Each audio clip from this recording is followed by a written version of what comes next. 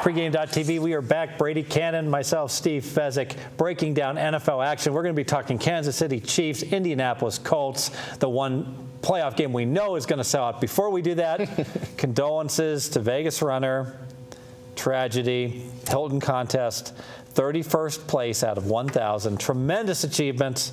They pay the top 30. Brutal. Yeah, you know, I'm pretty happy about this because I can say now I did as well as VR. You know. Me too. I tied VR. We tied, yeah. In the with my 2 games below 500. You know, fine. That's exactly what I did. I was 2 games below 500. You know, I think everyone likes the bad beat stories more than the enough of the winning the 5-time world champion stuff, which I am, by the way, having won the South Point twice and the Leroy's Money Talks and the Hilton twice. But I'm about a 500-time loser as well. But the biggest loser story, I love this. Ed Graney, who's a great local journalist. Award-winning. He talked about he was on a head-to-head with Steve Cofield. The winner goes to Michael's in the Review Journal. Ooh, and parents, his kids are like, "Oh, when are we going to Michael's, Dad?" It's like next week from Saturday, you know. But we haven't clinched yet, you know. And so he's like on the plane covering the Rebels, right, coming home. The texts start blowing up. Cofield goes nuts that week, like goes 9-0 or something, beats him by 1 game, and makes that veal chop at Michael's taste all the better for Mr. Cofield. Yes, makes the kids have to wait a year, but I think it took care of business. Hit like 60% this year. Wow. So he and the kids are finally going to Michael's. We are going to Indianapolis, Kansas City. Now, these 2 teams just played in Arrowhead. Right. Very interesting. The total in this game opened 41.5. Closed 47, never had a shot. What happened in this game to the Kansas City offense? Well, they shut it down. They went down the field in the first possession, if you recall. They handed the ball off to Jamar Charles. He ran it in from about 30 yards out. They scored a touchdown with ease. And I think at that point, Andy Reid said, okay, I've seen enough. I know how we can beat this team if we happen to meet a few weeks from now. And he just showed no more of his cards. And Indianapolis, on the other hand, they played to win the game apparently, and I think they did it relatively conservatively as well. Game ended up with about 30 points, 23-7 was the final score, so 30 points was the total. But I think both of these teams were playing it pretty close to the vest and not wanting to show each other what they might unravel or unveil in a few weeks down the road. But it was Week 16, and Kansas City was, if Denver slipped up, they were looking for having home field advantage throughout the playoffs. So, but Kansas City knew that Denver had games against the Raiders and the Texans to close out the season, and I think they knew that their chances weren't too good. And I think they were probably more concerned with, again, not showing their full deck of what they had in their arsenal to the Indianapolis Colts, who they figured they would be probably facing in the playoffs as they are now. Now, this Colts team, Dr. Jekyll, Mr. Hyde. They go into San Francisco. They cream the 49ers by 20. They lose by 30 at home against the Rams. Irsay, one week he's tweeting out about how he loves his team. The other week he's tweeting out about he's going to have to find new players, people that care. What is going on with the Colts? I don't know. It's been interesting. Andrew Luck, the first half of the season, looks like a world beater. He has a couple games on the road where he struggles. The Rams game you mentioned. And he's been a little bit pedestrian, but although in the last 3 weeks, I think he's only thrown 1 interception. So he seems to be regaining that form that he had earlier in the year that got him, the status that he has there as one of the top players, quarterbacks in the league. It'll be interesting. Obviously, he's much better at home than he is on the road. We know how he struggles on the road with turnovers and the yards that he passes for, much different than what he does at the Dome. Sure. What about this Richardson pickup? Was that like just a epic failed debacle? I mean, Donald Brown has really become the better running back. 5 yards per rush versus he's 2.8, right? And he's their go-to guy. Yeah. Richardson's had a couple moments here and there, catches passes out of the backfield for some decent plays, but really has, not done much of anything. It's like the Madden curse, remember they had the fantasy football where they said, I take Richardson, you're my favorite player. Oh, right. Said, I wanted Richardson. It's the new curse. You can have Richardson. It's just fine. But as far as the side, you think this one's pretty closely? It's real close. San Diego or Kansas City opened as a 2.5-point dog. It's now been bet down in town to even 1 or 1.5 in a lot of of spots, still some 2.5s out there, but I think it is a very interesting matchup. I make it really close to the number.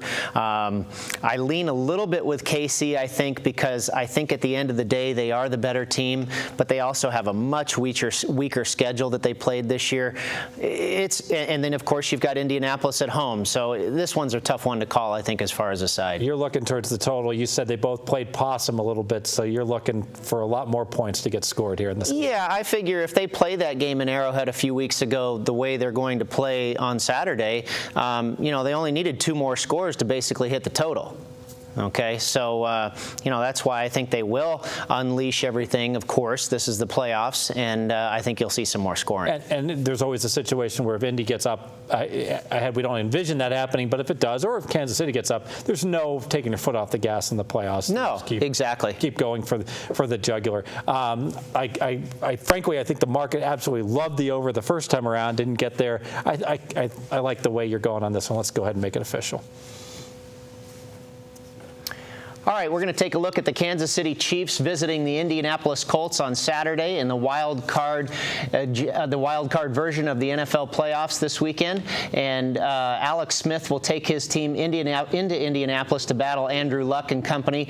Alex Smith is comfortable with the fact that he knows they have a very good rushing attack, and they will go up against an Indianapolis defense that is rated in the bottom 7 as far as defending the run. We mentioned that in the earlier meeting between these two teams, the Chiefs went right down the field. Jamal Charles gets the ball. He goes for a touchdown. Easy as pie. All that happened in less than 2 minutes. The Chiefs getting on the board with a rushing touchdown and taking the 7-0 lead. At that point, I think Andy Reid just called off the dogs. He went ultra conservative. He saw what he had needed to see, and he was planning for the playoffs at that point. Now, Andrew Luck is obviously the strength of the Indianapolis Colts and his throwing arm, his weapons, T.Y. Hilton. Reggie Wayne is gone, but I don't think that's going to matter, as the weakest point of the Chiefs defense is their ability to defend the pass. So you've got a very good rushing team against a weak rushing defense, against a very good throwing team against a weak passing defense. Now, as we mentioned a few weeks ago, they scored 30 points with basically just going through the motions. A couple more scores, they get over the total. I think they can do it here again this week. A couple of stats for you. The over is 5-1 in the last 6 Colts games versus a winning team. The over is also 5-1 in the last 6 Kansas City Chiefs game. I don't think there's going to be hiding any plays. Obviously, this is the playoffs. They're going to pull out all the stops here on Saturday, and I think you have a couple of teams that can put up some numbers and don't have the Chiefs. I don't think have as good a defense as we all might believe. Both of these teams are very even in turnover differential. I think it's going to be a day where some points are going to be put up on the board from both sides. As far as who's going to win, too close to call for me at this point, but I think it does go over the total of 46.5. Very good. And, as far as the Chiefs, that defense was quite good early on. They got some injuries. They got banged up, and they really weren't the same. And I think that you really saw that. Denver exposed them when they played against, the Broncos both. But even they went from an under team to an over team as the year progressed. Right. As we state here, their last 6 games, they're 5-1 to the over. And that's one thing that scares me a little bit about affecting this score is the Chiefs' pass rush. They have gotten healthier, and we know the problems the Colts have with the offensive line, but I think they are able to shore that up and do a lot better with that at home. Luck's got great experience making plays under duress. He really, especially at home, like you said, and he'll be willing to take the ball, tuck it, and run with it, pick up the 3rd and 8s. And Alex Smith can run well too. Yes, and I love a quarterback that can scramble, but obviously doesn't do it during the course of the year because he'll get banged up too much. And you could make a case that their style of play, Andrew Luck and Alex Smith, is similar to Aaron Rodgers. They're pocket passers, but when they need to run, they do it well. Maybe with luck.